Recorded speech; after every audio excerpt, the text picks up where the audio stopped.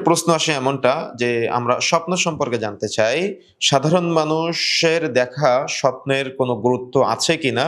বা স্বপ্ন দেখলে এটার কোনো ব্যাখ্যা আছে কিনা?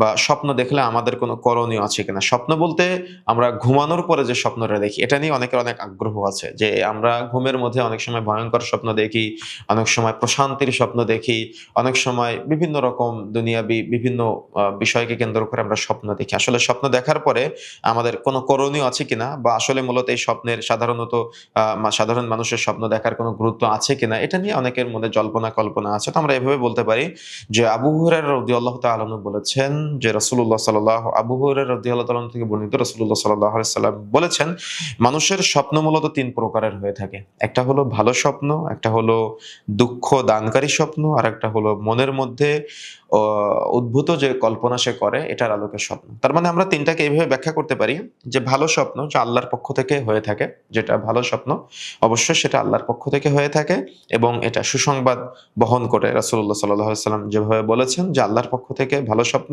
যা আল্লাহর পক্ষ থেকে সুসংবাদ বহন করে, আমাকে আপনাকে এটা ফিল করতে হবে। দ্বিতীয়ত দুঃখদানকারী স্বপ্ন যা শয়তানের পক্ষ থেকে হয়ে থাকে। আমরা অনেক সময় দোয়া পড়ে ঘুমাই না। আমরা দেখা যায় অনেক সময় সিনেমা দেখতে, দেখতে ঘুমিয়ে যাই। আমাদের দর্শক শ্রোতারা অনেক সময় নাটক দেখতে, দেখতে ঘুমিয়ে যায়। কোনো একটা পাপ করতে, করতে ঘুমিয়ে যায়। তখন শয়তানের পক্ষ থেকে অনেক খারাপ স্বপ্ন দেখে থাকে।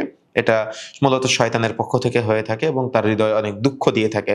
আর তৃতীয়ত মনের মধ্যে অনেক সময় আমরা সারাদিন বিভিন্ন পরিকল্পনা করি। সারাদিন বিভিন্ন জল্পনা কল্পনা আমাদের হৃদয়ে গাঁথা থাকে এবং সেগুলো স্বপ্নের মাধ্যমে আমরা অনেক সময় দেখতে পাই। যেটা রাসূলুল্লাহ সাল্লাল্লাহু আলাইহি ওয়াসাল্লাম বলেছেন, যেটা সহিহ মুসলিমে এসেছে ২২৬৩ নম্বর হাদিস।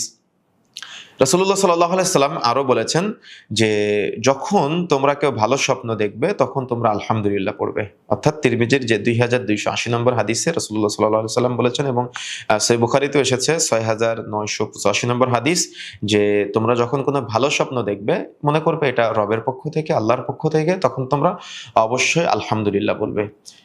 এটা আমাদের মনে রাখতে হবে। দ্বিতীয়ত আ নিজেদের প্রিয় লোকের কাছে সেই স্বপ্নটা আপনি বলতে পারেন। ভালো স্বপ্ন যদি দেখেন তাহলে আপনি আপনার প্রিয় মানুষ যারা আছে তাদের কাছে আপনি সেটা বলতে পারেন। সহিহ বুখারীর বর্ণনা। রাসূলুল্লাহ সাল্লাল্লাহু আলাইহি সাল্লাম আরো বলেন, আ "তোমরা যখন ভালো স্বপ্ন দেখবে তখন আলেম এবং হিতাকাঙ্ক্ষী ব্যতীত এই স্বপ্নটা কারো কাছে উপস্থাপন করবে না।" তার মানে কোন আলেমের কাছে আপনি স্বপ্নটা বর্ণনা করতে পারেন বা আপনার যদি কোন হিতাকাঙ্ক্ষী থাকে তার কাছে আপনি বর্ণনা করতে পারেন। কোন আমজনতার কাছে আপনি আপনার স্বপ্নটা বলে বেড়াবেন না। রাসূলুল্লাহ সাল্লাল্লাহু আলাইহি ওয়াসাল্লাম থেকে নিষেধ করা হয়েছে, যেটা তিরমিজির বর্ণনা ২২৮০ নম্বর হাদিস। এ ব্যাপারে আরো বর্ণনা পাওয়া যায় এমন